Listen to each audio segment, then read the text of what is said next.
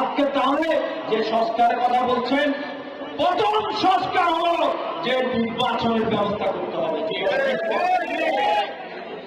অতি দ্রুত নির্বাচনের ব্যবস্থা করতে হবে। এটা আজকে সবাই আমাদের দাবি।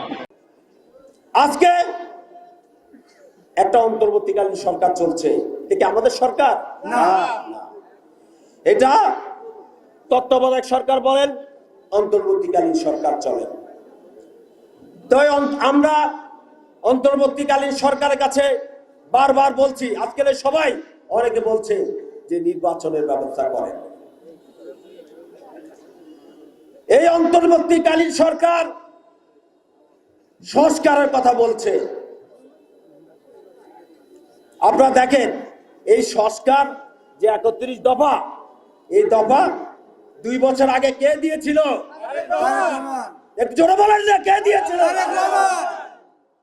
এটা বিএনপির ভারপ্রাপ্ত চেয়ারম্যান তারেক রহমান 2 বছর আগে তো এই 31 দফা এই সংস্কারের কর্মসূচি দিয়েছিলেন।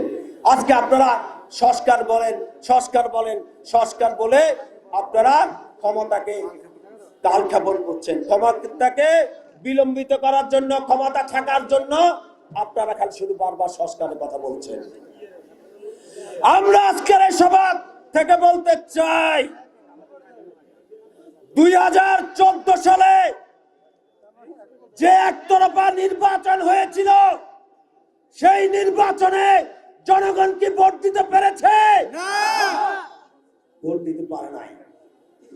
2018 সালে দিনের ভোট রাতেই করে নিয়েছিল, সেখানে কি জনগণ ভোট দিতে পেরেছে? না।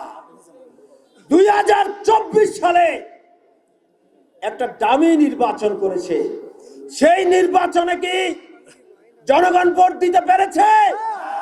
ভোট দিতে পারে নাই।